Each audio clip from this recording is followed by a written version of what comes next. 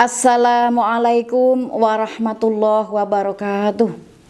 A'udzu billahi minasyaitonir rajim. Bismillahirrahmanirrahim. Rabbis shrahli sadri wa yassirli amri wahlul 'uqdatam min lisani yafqahu qawli, amma ba'du.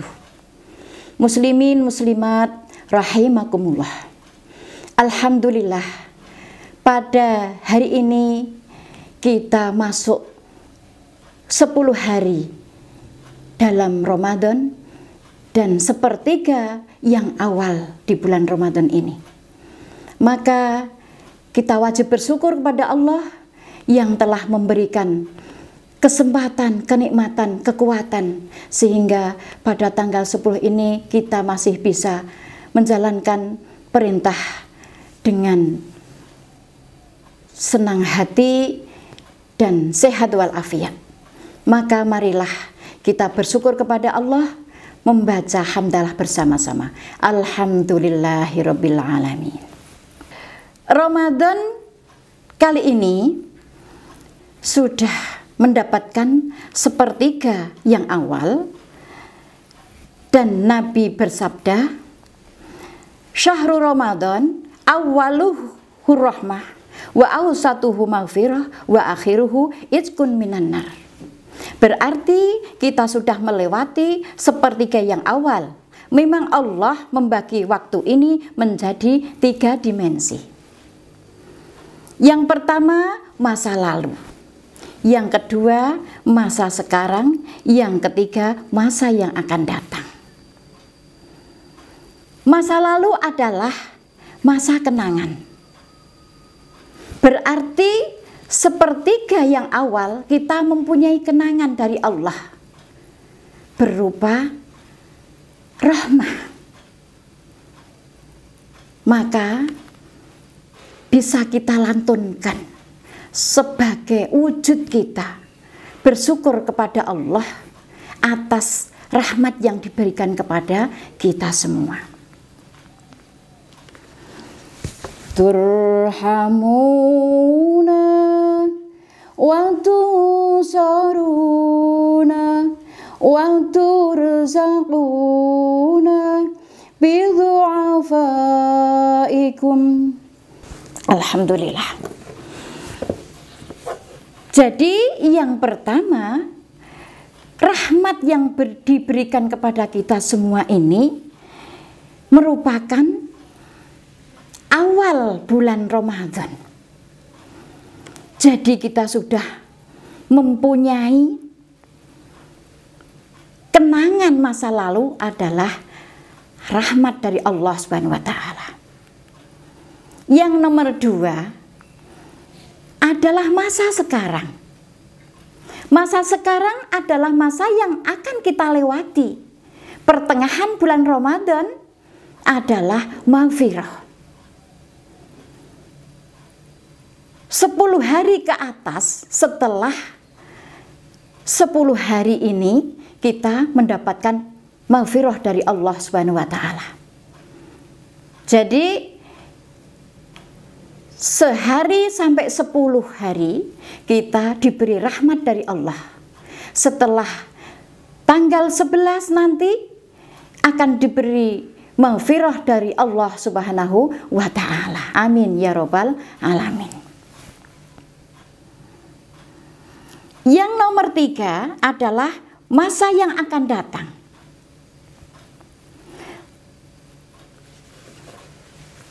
Yang tadi 10 hari yang lalu, awal ketika punya kenangan adalah maghfirah atau rahmah. Yang sepertiga terakhir nanti adalah dijauhkan dari api neraka.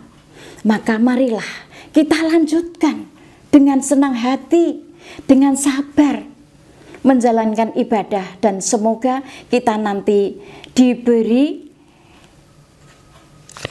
maghfirah dari Allah Subhanahu wa taala dan mendapatkan ridho dari Allah Subhanahu wa taala. Beberapa yang penting yang akan kita bahas tentang berpuasa Yang nomor 1, ada salah seorang yang bertanya tentang puasa. Bagaimana hukumnya orang yang ketika puasa suntik atau injeksi? Lalu dijawab, oh boleh, asal cara memasukkan obatnya tidak dari telinga, tidak dari mulut, atau tidak dari hidung. Itu puasanya tidak batal. Atau memasukkan obat ketika sakit mata, sehingga obat yang dimasukkan itu sampai tenggorokan kok terasa pahit, itu juga tidak membatalkan puasa. Yang nomor 2, mengunyah makanan yang bermaksud untuk menyuapi anaknya yang masih kecil. Jadi makanan yang dikunyah oleh orang tuanya itu juga tidak membatalkan puasa, asal cepat-cepat berkumur dan mulutnya dibersihi. Kenapa seperti itu? Karena zaman dulu anak kecil itu tidak punya makanan yang khusus, sehingga orang tuanya menyuapi makanan dengan nasi yang biasa dimakan oleh ibunya tersebut. Kalau sekarang sih banyak produk-produk makanan khusus untuk bayi, sehingga tidak usah mengunyah dan disuapkan kepada anaknya. Itu tidak membatalkan puasa walaupun mengunyah makanan. Yang nomor 3, memakai celak atau celaan, itu juga tidak membatalkan puasa. Yang nomor 4, tertelan ludahnya sendiri yang belum keluar dari mulut juga tidak membatalkan puasa. Mosok kalau ludah kok mau diambil lagi ditelan, kan nggak mungkin toh. Jadi kalau kita ini mempunyai ludah kok tertelan, nggak apa-apa. Jadi puasanya tidak batal. Yang nomor 5, orang berpuasa merasa panas sampai tenggorokannya kering, lalu kepalanya dikompres pakai air, juga tidak membatalkan puasanya itu. Tapi hati-hati, kalau lagi mengompres kepalanya dengan air, jangan sampai air tadi masuk ke mulut sehingga masuk ke perut. Kalau air tersebut sampai masuk ke perut juga puasanya batal.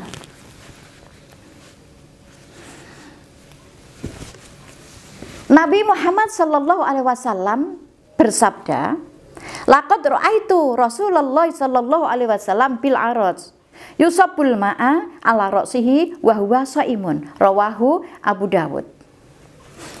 Artosipun, salah tunggalipun wekdal Kanjeng Nabi Muhammad wonten desa Araj, mustakanipun dipun kompres, dipun siram ngangge toya.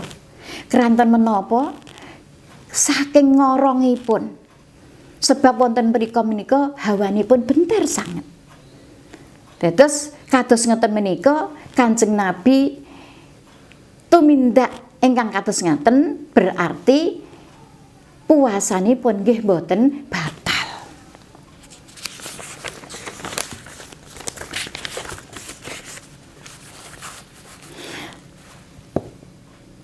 Nomor 6, orang yang berpuasa tidur seharian itu juga tidak batal puasanya.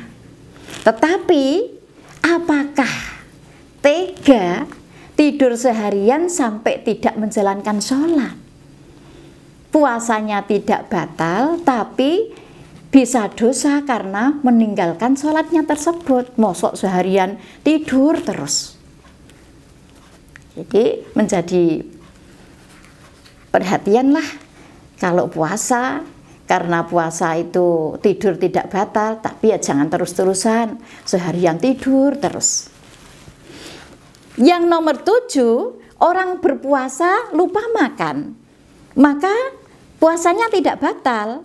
Rasulullah bersabda, "Man nasiya wa huwa shaimun fa akala aw syariba falyutimma saumahu fa innama at'ama Allahu wa saqahu."